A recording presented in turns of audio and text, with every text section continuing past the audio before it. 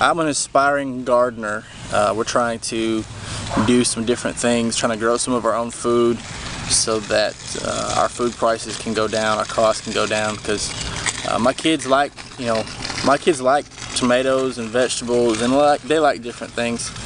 So we want to do some canning and do some growing. That way we can actually have a practice of sustainable living. So just going to let you know about what we've done with the Back to Eden method here. If you don't know about it, check out www.backtoedenfilm.com or .org. I can't remember off the top of my head. I'll put it in the comments under the video. But check that out, and if you like that method, it's really worth it. There's been relatively low weeds. I haven't had to do a whole lot, and the ones that we have gotten actually pull up really, really easy, just because of the pockets of air that are under there. So I really like it. I'm just going to let you know and show you a little bit about what we've done and how it's worked for us, and what we'll probably do different next year. So this is our little Back to Eden planter. We live in the city, so we don't have a big garden, but this is what we do have, and I really, really like it. This one plant right here, this big giant plant, is one plant. It's a cucumber plant. It's like almost like it's mutant or something. It's huge. So we've gotten, I don't know, probably about 10 cucumbers off of it, and we still have a bunch more that are growing right there. My kids love cucumbers. This is the only one that's actually on here at the moment, and it's quite large. So I'm actually really excited about it. What we did here is we wanted a place to try to grow our fruits and vegetables in the city without actually having a big garden, because we just don't have a lot of yard space, right? The backyard is about the same size, and it has no sun. So since we have an association, like a homeowners association, that's kind of picky, we tried to do things a little bit differently, so it's decorative at least a little bit. If you know anything about the Back to Eden film or the method, they talk about having about 5 inches of compost and about 5 inches of mulch to go on top of it. And this method right here, this section, it's only about it's only some deck boards that I had that I drilled together, I screwed together, and this has probably got 3 inches of compost that we got from the local botanical gardens and some wood chips. And we have 2 pepper plants here, one here and one here, and they have done just about nothing. They've just grown a little bit taller, and that's all they've done. So this section up here actually had about 6 inches, if not more, maybe close to even like a foot of compost, and then it had wood chips put on top of it. And this plant, everything that's been over here has just grown like mutant, like it's huge.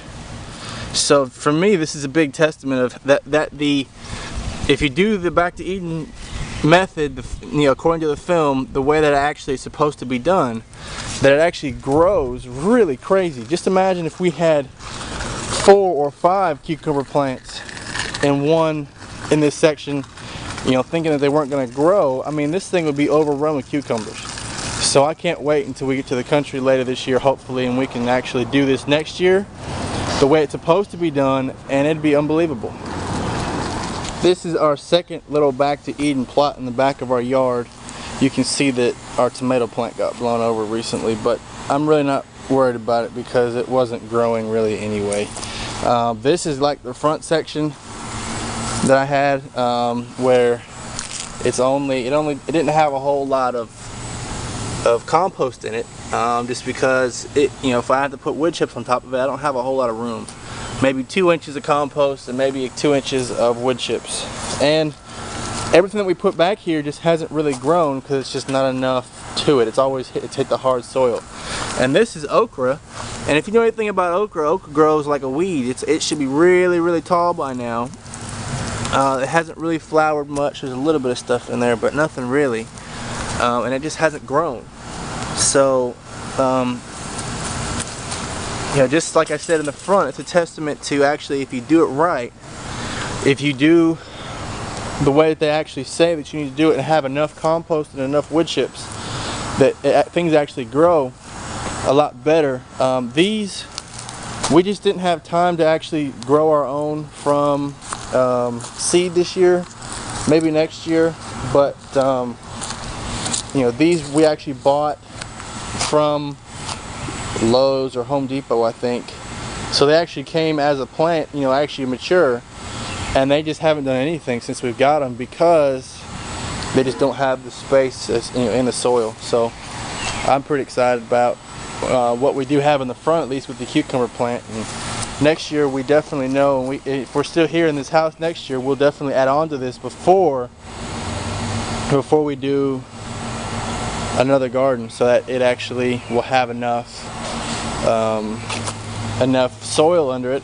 And plus we've got a tree right there, and that hangs over the garden, and a big tree right here that hangs over the garden area too. So it only has a little bit of sun for a few hours during the day. So we'll have to figure something else out, maybe trim some of these trees back or something, but that's hopefully the plan, maybe for next year. So in the front part here, we actually did plant some things like some lettuce and I think maybe onions. I don't remember what we planted up here, but being that the soil isn't deep enough, we really weren't able to plant it very, very deep. And then the birds came and picked everything out of it, and I guess it's not really that big of a shame because as we saw over here with the pepper plants, it didn't grow any at all really. So I guess it's not that big of a deal, but I guess the thing about it that I've noticed is it's just compacted down. When we first started it, everything was completely up to the lip all the way around, and as time has gone on, the compost under there has actually kept composting and has actually compacted down into soil now. So I guess now we got some space if we do this next year again. Or not if, we will be doing it next year, but if we're still here at this particular spot, we'll do it again next year and add some stuff to it. But you know, my wife's sunflowers just grew like crazy. You know, really, really beautiful and pretty. 2 species of sunflowers in the same pack, so that was pretty interesting. She pointed that out just a minute ago. But definitely, this was our trial and error. We wanted to see what it would do. And we figured out what it would do. So like I said, I'm pretty excited about it.